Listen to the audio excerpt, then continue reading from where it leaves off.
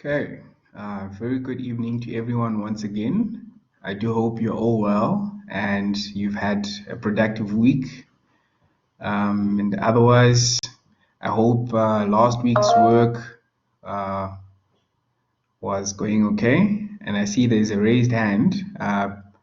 Assume that means you are well, or perhaps you want to ask a question. If you would like to ask a question, please feel free to make use of the chat room. I am having a look here. See there are two more people joining, but then what I've done is I've started the recording, so I think we can start now. It's now 5 past, and I think to make good use of our time, we'll aim to start around about this time. Okay.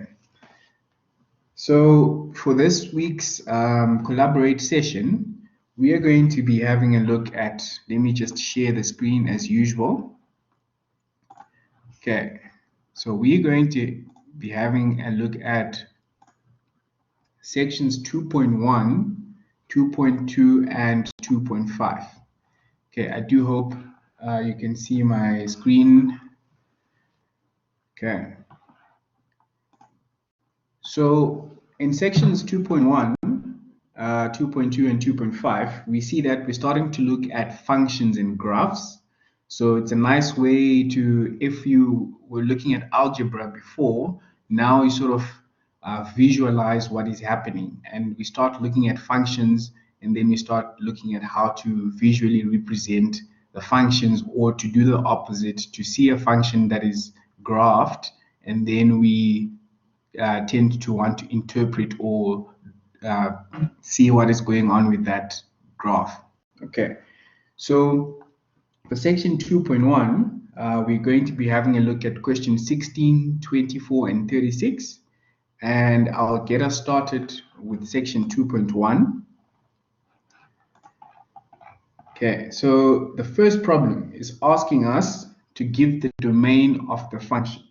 So what I would like to just make a note of is that I do select a limited number of questions within each section because we have time constraints, and this applies to all the other units. Please do attempt as many, if not all, the problems. I know attempting all of them is not as possible as we would like it to be, but if you attempt as many as possible, then you'll be well along the way to understanding the work. So with section 2.1, the first problem is problem 16, and I'd like to make a note that from problems 5 till 16, those problems are looking for the domain. So if you have a look at the other ones as well, there are different kinds of problems there. In terms of looking for the domain, what we normally want to do is to have a look at what restrictions apply for our function. Okay, so what can't we input into our function? That is the big story of the domain, because the domain actually wants us to tell what we can input, but the easiest way to do that is see what we can't, and then everything else would be part of the domain.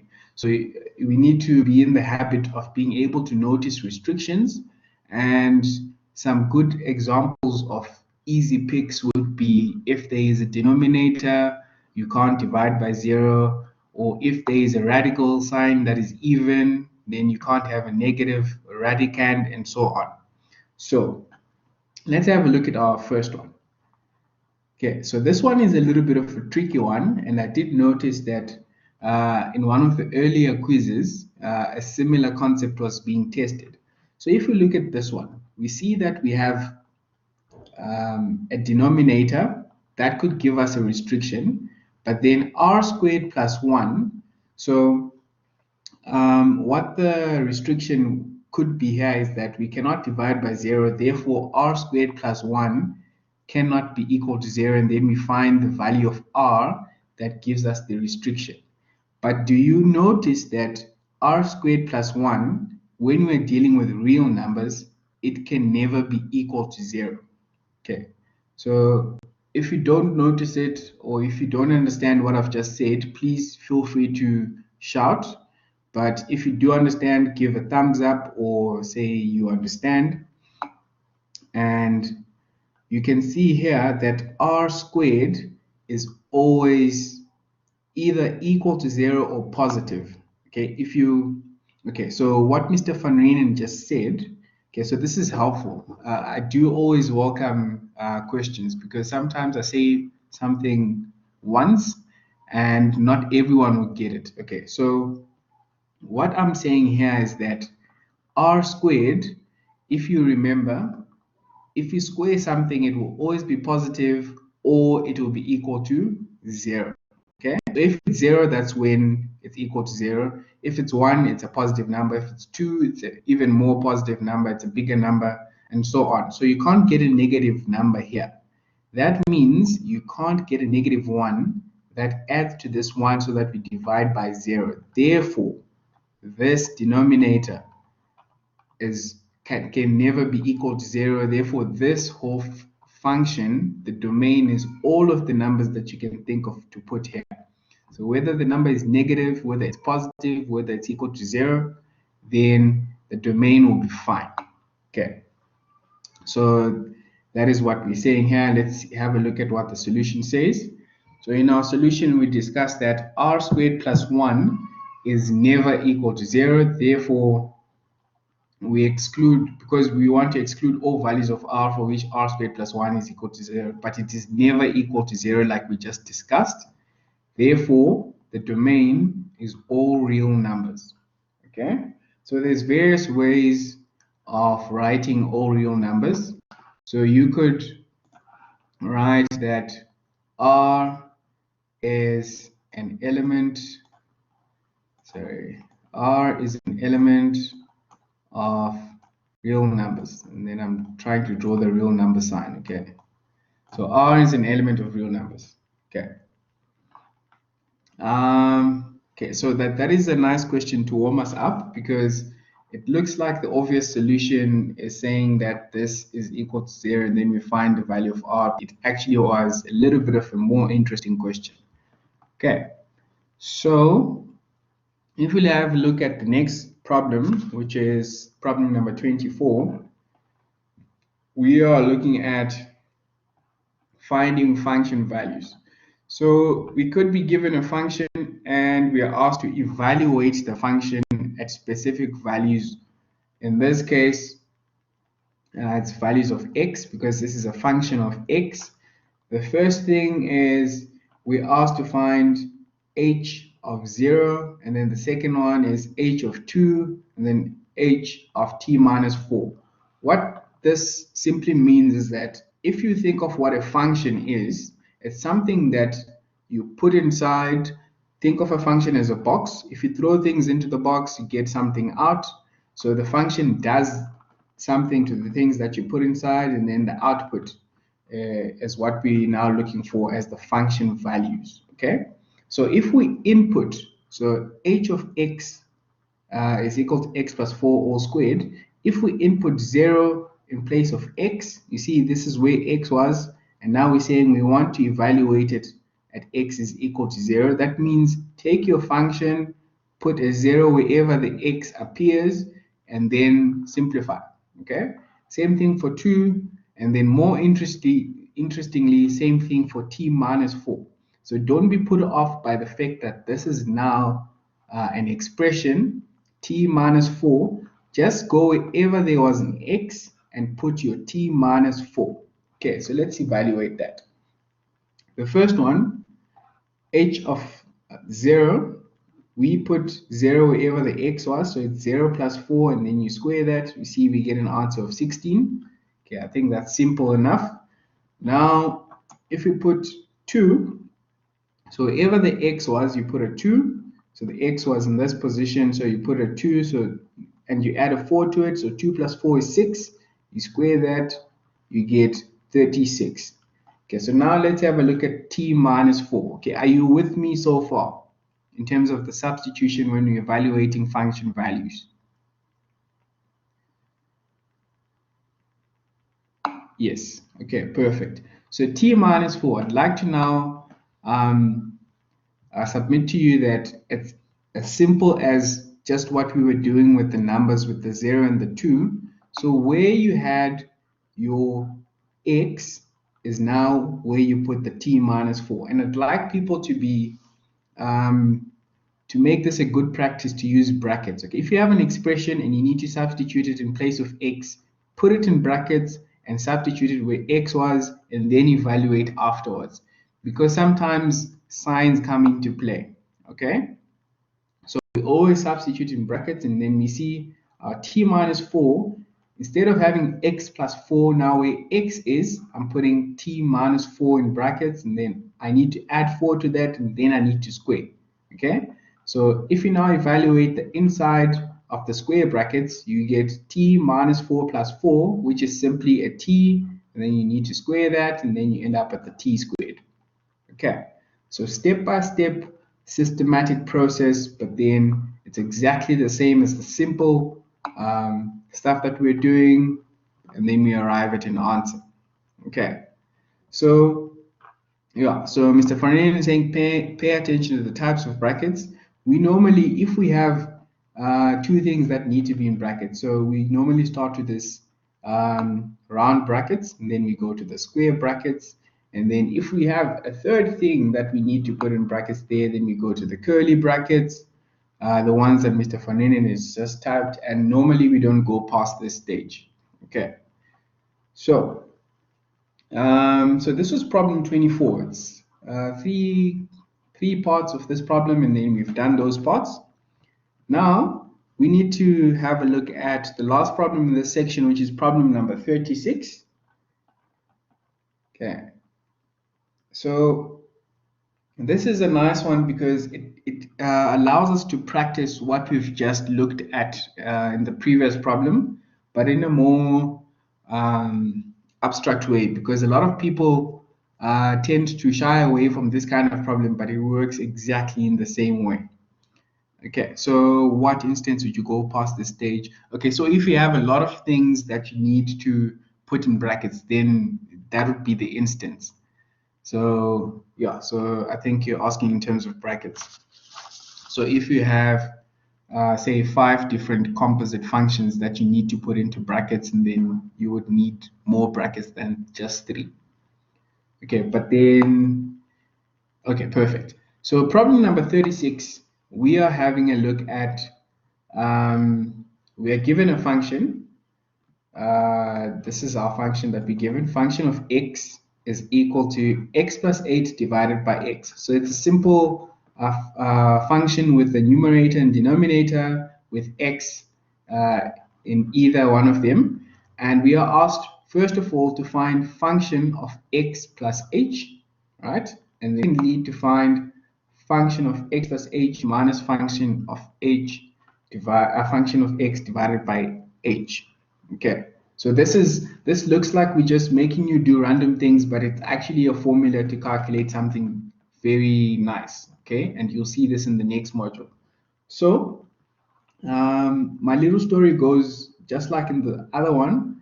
Here, for the first part, function of x plus h just means that if you have function of x, replace x, wherever there's an x, replace it with x plus h. Okay, and then now once you've done that, the second part says, now take that function of x plus h, subtract the original function of x, and divide all of it by h. Okay, so let's do it step by step. Let's do the first one. So if we have function of x equals x plus 8 divided by x, the first step that we do is we substitute x plus h wherever there is an x. Okay, so have a look at this with me. The first part is, this is where the x was, so we put x plus h. So this is the x plus h that we're talking about. Okay, that's where the x was, the first one. And then we need to add 8, so plus 8. That's the numerator, and we're done with that. And then we divide. In the bottom there, there's just an x, so we replace that with x plus h. So that's x plus h. And then we're done. Okay, if you would simplify the numerator there, it would be x plus h plus 8, and then divided by x plus h. And that's all we needed to do in the first part.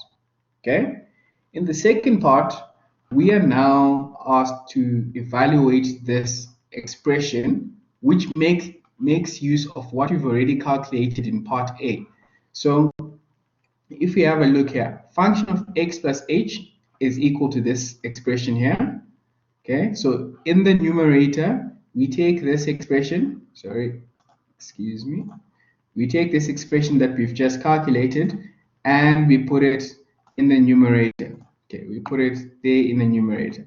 Okay, and then you need to minus, okay, function of x. So our function of x is equal to x plus 8 divided by x. So we take that whole thing as it is. So we minus x plus 8 divided by x. Okay, so that's the numerator part. Then you divide everything by h. Okay, and that's that h that we're looking at. Okay, so we have actually done what we asked to do here. So evaluating this, and the next steps are simply me simplifying. Okay, so what was asked, we've actually done. We've plugged in this there, we've subtracted function of x, and we've divided everything by h. And now what we do is we simplify. So we notice we have a fraction that has two fractions subtracting each other. So this looks ugly. So what we do now is I put these two fractions together by using the LCD. And this stuff we've done in algebra, so I won't devote too much time into explaining that because we've done it in the previous 2 units. So we subtract these two fractions together by using the LCD, and then we get x multiplied by x plus h plus minus x plus h multiplying x plus 8. And remember what you do to the top, you do to the bottom, and then you've got that. And if you evaluate the top part, if you take out the brackets, you get that. And the bottom part, I'm going to leave it like that for now. I'm going to see stuff cancels each other. This x squared and the minus x squared subtract each other. And then we have this 8x and that 8x subtract each other. And then we have x times h, which is the same thing as h times x, and they subtract each other. And then we're left with only minus 8h divided by that denominator. And you can see that there's a common h that you can divide with the concept, because h divided by h would then be 1, and you get your final answer. Okay, so all of this is stuff that you've done in the previous 2 units. This is simply simplifying the first line. Okay, and the first line comes from us following the instruction in terms of substituting into f of x. Okay, so that's the story there. Now, everyone is fine with that, especially the first step, because the first step is the crux of this unit. Okay, so we want to be able to substitute stuff. Okay, yes, the session will be upload. It will be where the recording is always appear. Okay, so thanks for typing that in. I just realized he doesn't have sound, so he wouldn't be able to hear me. Okay, so this is it for section 2.1, and as always, please do practice a lot of other problems in that section, because the more you practice, the better you become. Okay. Now, having a look at the next section. Okay, section 2.2. We need to look at 3 problems as well in section 2.2, and I'm going to start with problem number 12. Okay, let me scroll to section 2.2. Okay, so now section 2.2 is also applying the same kind of concepts that we were learning in section 2.1, but now we have maybe more interesting functions. Okay, so in the case of problem number 12, we are asked to find the domain. If you recall, we did try to look for the domain in the other problem, and we had a simple function. Now we have function of x equal to 4 if x is equal to 3, and it's equal to x squared if x ranges from 1 inclusive to 3 non-inclusive. And this is called a case-defined function. like Mr. Van Reenen has posted in the chat room. It has another name as well. So if you do consult the internet or other books, sometimes it's called a piecewise defined function. And you shouldn't be confused by that. It's not a different kind of function. It's actually the same kind of function. So it just means it's defined either by cases. So the first case here is that x is equal to 3, and the second case is this x goes from 1 to 3, 3 non-inclusive. And when they say piecewise defined, they just say that they are defining it by cutting it into pieces. So this is the first piece and that's the second piece. So it's just two different ways of naming the thing. Okay. So here we want to find the domain. So what x values can you input into this function? And if you have a look here, we have a function value for when x is equal to 3. So now we know that 3 is part of the domain. And then if you look at the second piece or the second case, the domain also includes numbers from 1 or up to 3, and then we saw that 3 was already included, so our domain therefore becomes numbers from 1 to 3. Okay, so this is all real numbers from 1 to 3. Okay, so that's just done by evaluating our cases here. Okay, so that's the first one. A little bit of lightweight problem. Let's have a look at the next problem in this section. This is asking us, we also have a nice special kind of function here. In this case, it's a quadratic function, but we will actually see what they want. The first thing is they want the degree, and then secondly, they want the leading coefficient of the polynomial function. So it would be good practice for you to actually be able to identify that, first of all, this is a polynomial. And now if we look at the degree turns out to be the highest power of the variable in the polynomial, and the leading coefficient therefore becomes the coefficient of the variable with the highest degree. Okay, so if we have a look here, the degree would then be, that would be the highest power, so the degree would be 2, and the coefficient of the x squared term is therefore 9. Okay, so that's how we look at it. First of all, if you look at the degree, look for the highest power, and it has to be a polynomial. It has to be a polynomial, and then the leading coefficient therefore just becomes the coefficient of the degree, the term with the highest degree. Okay. Yes, and this is the constant term. And unfortunately, this guy doesn't have a special name because he's neither the constant term nor the term with the highest degree. Okay, so that is problem number 14. The next problem in this section, so this is like theory, okay, but it's good to go through theory because it helps you to be able to identify things and be comfortable with working out the problems. Okay, so the next problem is problem number 21. Now we are given a case-defined function and we are asked to find the function values. Okay, so if we thought we could only find the function values for normal looking functions, then here we actually see that we can find the function values when given a function that is case-defined. Okay, so in this case, we have 4 things that we need to work out: g of 8, g of 3, g of -1, and g of 1. So g of 8 is just a function of 8, and our function is g. G is a function of x, and the two cases are that x minus g is equal to x minus 1 if x is less than or equal to 3, and it's equal to 3 minus x squared if x is less than 3. Okay, so if you look at the first value, in which case does it fall in? The first or the second case? Is 8 greater than or equal to 3, or is it less than 3? Okay, I'm asking this so that you guys can answer me. Is 8 greater than or equal to 3? First, okay, great.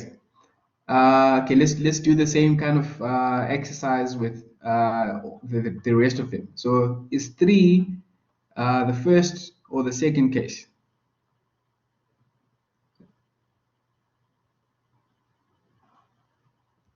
Okay, first. Okay, well done. Okay, because we include the 3 in this one, and in here we don't include it. Okay, so it would maybe catch people out because both of these cases have a 3 in them, but in this case it's not included. Okay, so -1, first or second. Okay, perfect. And then 1, first or second, top or bottom, whichever you prefer to say. Okay, all done, all done. Okay, so now that we've actually figured out which cases they apply to, now we can evaluate. Okay, so since this one applied to the first case, we need to use x minus 1. So wherever there's x, we substitute 8. Same applies there. So let's have a look. So 8 minus 1 gives us 7. So function of 8 is 7. Function of 3 similarly is 3 minus 1, then we get 2. When we get to the last two, we said that this was the second case. Therefore, we need to use this function, 3 minus x squared. So it would be, for function of -1, it would be 3 minus, then that's -1 squared. And then we evaluate that, it's just 3 minus 1, that's a 2. We look at the 1 as well, it's 3 minus 1 squared, and that would be a 2. Okay, and then we've successfully evaluated the function values for a case-defined function. Now, I think this brings us to the end of section 2.2, selected problems. If we have a look at the next section, okay, so stuff is getting more interesting now. So we are looking at section 2.5, and in section 2.5 we now start looking at graphs in rectangular coordinates. And rectangular coordinates just means x and y coordinates, okay, because x and y gives us a nice box and it's rectangular. Okay, perfect. So with problem number 4, we have a picture, figure 2.21b, that shows a graph of y equal to function of x. Okay, excuse my drawing skills. At this stage, I don't draw with a ruler anymore, but I do encourage you to draw with a ruler if you do want to. So the first question is estimate function of 0 and function of 2. So here you see that we can also estimate function values or read function values from a graph. Okay, this one is not to scale, so this is why we have estimate and not we don't ask you for the exact value, but you need to just estimate what you can get. Okay, so the second part says what is the domain of f. Okay, and then you need to look at your graph and see what x values are being put into this function. And then now we have a nice case where we actually need to figure out what the range is. So in this case, we need to see what y values or what output values are we getting from this graph. And then lastly, we need to find what the x-intercept is. Okay. So the first thing, if we have a look at the first question, f of 0 and f of 2. Let's have a look at f of 0. So 0 means where x is equal to 0, what is my function value? Okay, so evaluate your function at 0. So in this case, you don't have an equation, we have a graph. So you go here where x is equal to 0, and then you go on your y-axis and you see, okay, your graph is actually touching the y-axis at 2. Okay, so that is function of 0. And then if you look at function of 2, 2 is here, and then if you go up to our graph and you come back here, sorry, this graph is not to scale, but so that would be 2, My drawing here is terrible. So that'll be 2. And if we go, we're touching our graph now. And then if we go to the y-axis, I'm going to tell you that this is most likely a 6. Okay? So the first part, function of 0 is 2, and function of 2 is roughly equal to 6.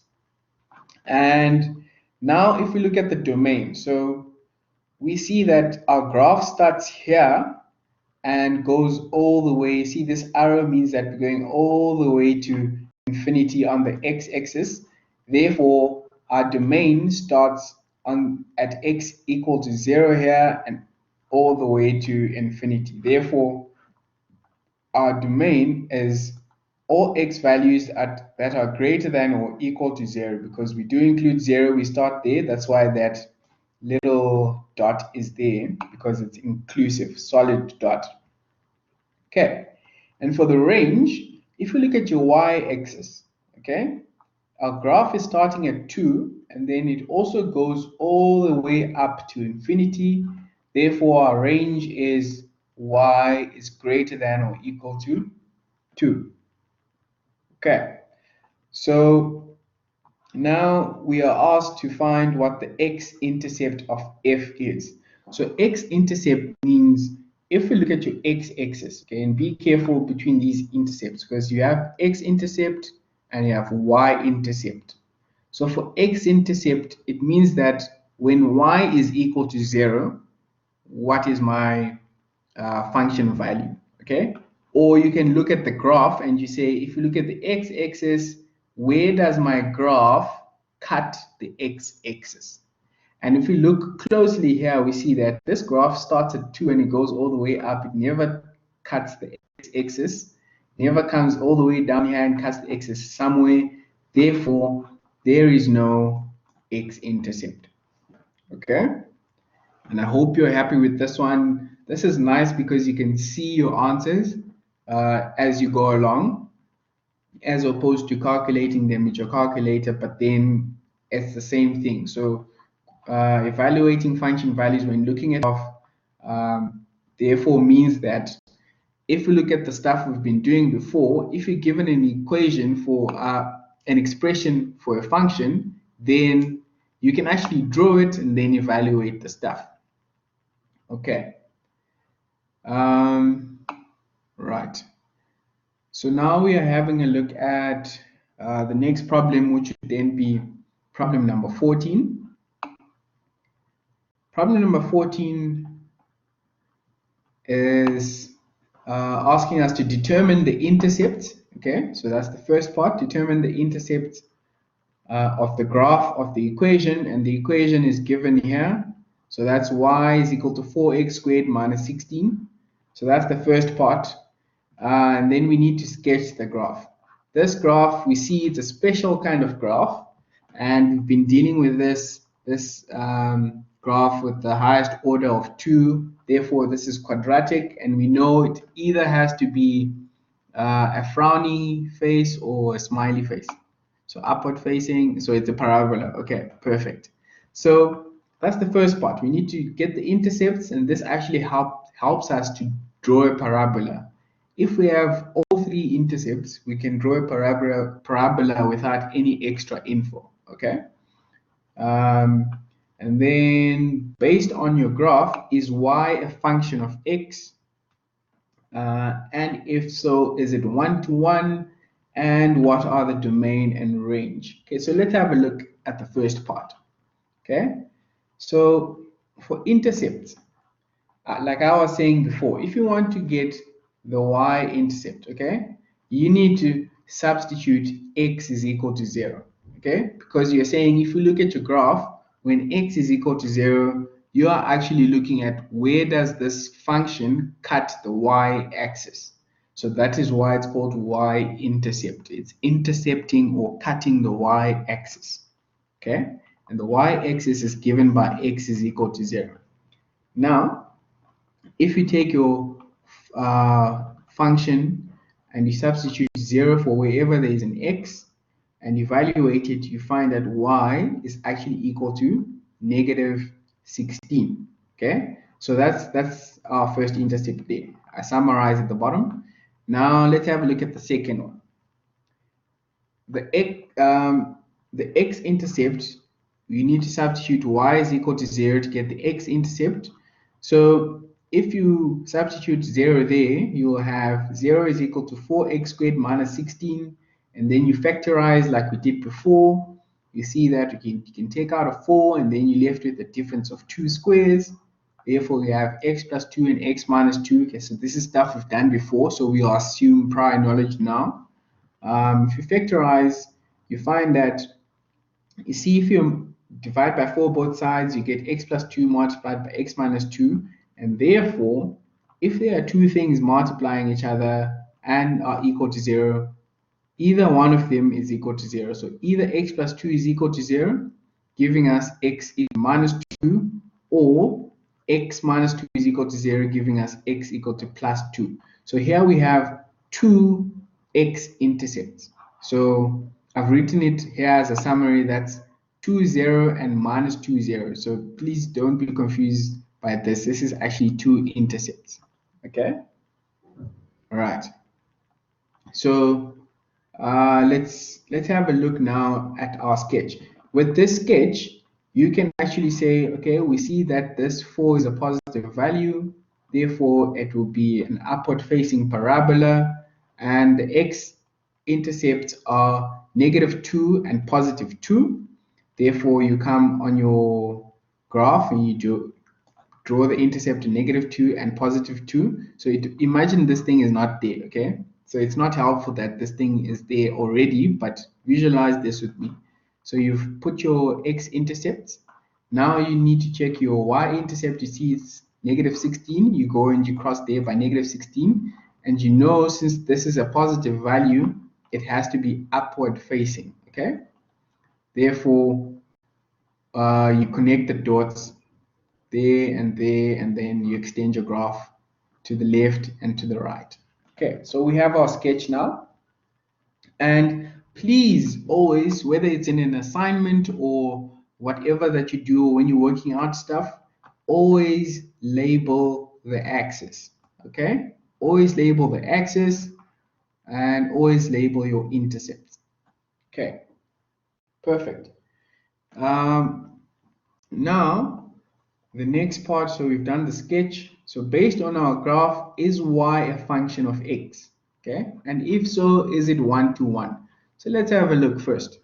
Checking if y is a function of x, we can do the vertical line test. Okay, so if you test anywhere on this graph with the vertical line, you're always going to cut this graph once and not more than once. Therefore, it is a function. So perhaps if you haven't read up on the vertical line test, please do so. It's how you test for a function. And now that we know it's a function, we can test whether it's a one-to-one function, okay? Because there's different kinds of functions. There's a many-to-one, there's a one-to-one. And now, in this case, one-to-one, we want to say for one value of x, you get one value of y. So we test that by using a horizontal line test. So you draw a horizontal line anywhere on your graph, and if it cuts the graph only once, then you know that for one x value, there is a one y value. But if it cuts the graph more than once, then this thing is not one-to-one, okay? It will be many x values being assigned to one y value. So I'm going to draw one horizontal line here and show that, okay, so I'm going to try and make this as horizontal as possible. Okay, so you see that we're cutting the function here and there. Therefore, it means that this function, see this x value is -3, for example, and that x value, which is a +3, have the same y value. Okay, so that is exactly what we mean by not being one-to-one. In this case, two x values have one y value, so it's a many-to-one function. Okay, yeah, and all of this stuff that we're learning it would be useful for later. For example, now Mr. Van Renen is saying, if this function was a one-to-one function, then we will have an inverse. In this case, you cannot have an inverse unless you make it a one-to-one in some way, and you will see later. Okay, so we're almost there. We checked whether it's one-to-one and what are the domain and range. So let's have a look. For the domain, we can see if we look at the x-axis, our inputs, all the x values are covered because this arrow says we're extending all the way to the left and all the way to the right, and that's perfect. And so that's the domain is all the real numbers. And for our range, we can have a look here. On the y-axis, we do start at a certain value, which is -16, and this is our minimum value, and then it goes all the way to the top. Therefore, our range is all the numbers that are greater than or equal to 16. Okay, so yeah, so that would be problem number 14 for this section. And the next problem would then conclude this section and also this collaborate session. So far, is everyone with us? We haven't lost anyone?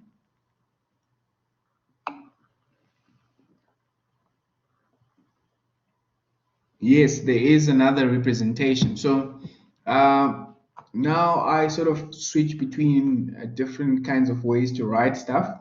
In this case, I've used the interval notation, but then there are other methods, like you can use brackets. In this case, the brackets would then be -infinity with a round bracket and comma, and then infinity with a round bracket, because infinity you can never include because you can never really reach infinity. And in this case, if you use the brackets, that would be -16 with the square bracket all the way to infinity with a round bracket. So there's many ways. Okay, so with what I've explained by talking, do you understand, or can I use this terrible thing to write in terms of the brackets? Let me just write the range, for example. So the range would be y is an element of, that's supposed to be a square bracket, and that's -16, and that's a comma, all the way to infinity. This is supposed to be infinity, and then that's a round bracket. So this would be the range, okay? And then for the domain, you would do it like I said when I was explaining, okay? Yeah, so that's what we have for this question. We'll have a look at our last question, but just as a note, another way to represent this would be by using a number line, okay? And you've seen how we use number lines in terms of intervals. So that would be another way. If it is asked from you to give the domain and the range in a specific way, then you would follow that instruction. Otherwise, you would dabble between any one of them and try to be consistent. Okay, so is it range? Range is negative. Yes, yes. Okay, so okay, let's have a look at our problem. Okay, and we will have a look at this case-defined function and give the domain and range. So in this case, the first thing is we need to graph it, which is, I think, a nice application, okay? So we've seen case-defined functions, and we've started looking at domains of for the case-defined functions. But then now we want to graph it first, and we will actually use the graph to help us to evaluate what the domain and the range is. Now you can see visually where the domain and the range is, okay, like we used the last graph. Okay, so we have our function c, which is a function of p, and it's equal to p plus 1. The first case is that p goes from 0 to 7. 7 is not included. And this function is equal to 5 if p is greater than or equal to 7. So we need to draw this function first, to graph it first. So first of all, if we look at the first case, we see that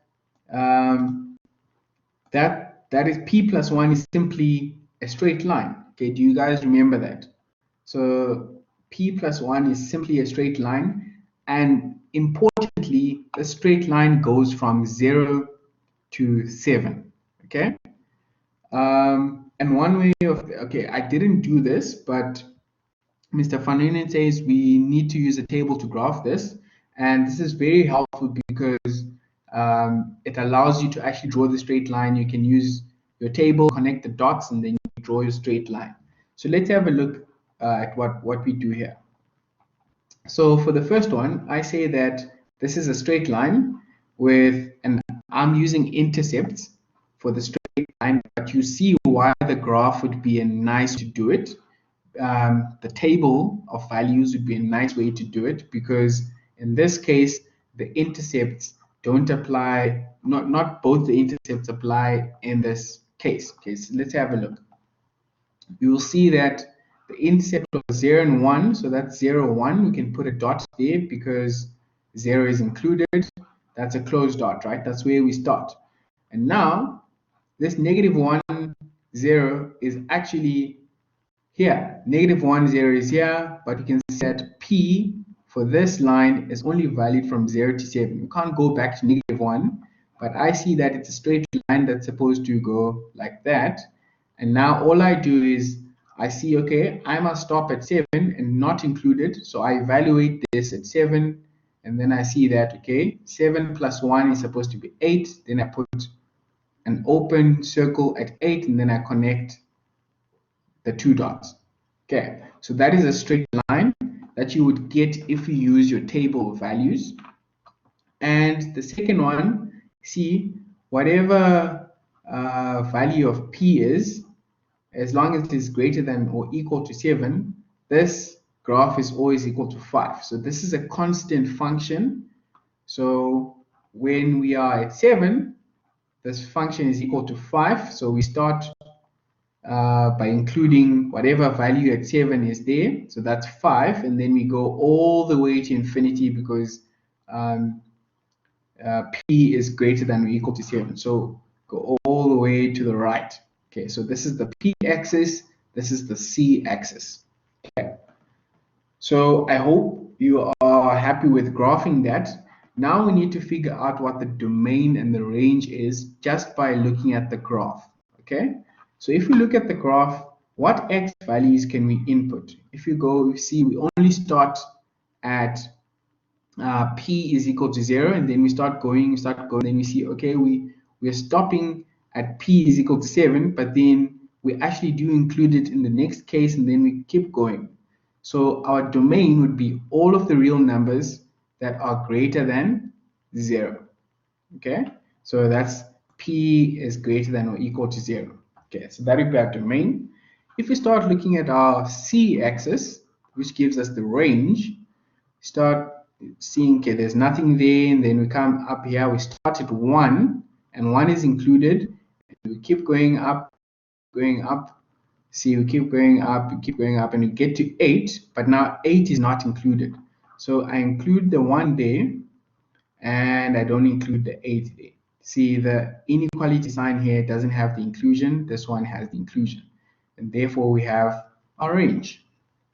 Okay, so I hope you're happy with all the questions that we've done, but this is not an exhaustive list of questions for you to practice. It's just something to get you going and understand some key concepts, but then please do always try a lot of the problems. Okay, are there any other questions before we end the session?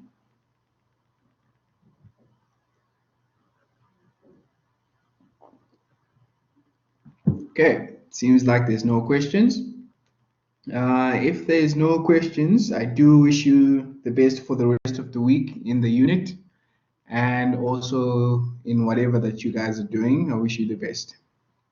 See you guys in the forums and in the email and next week as well. I hope you have a good week.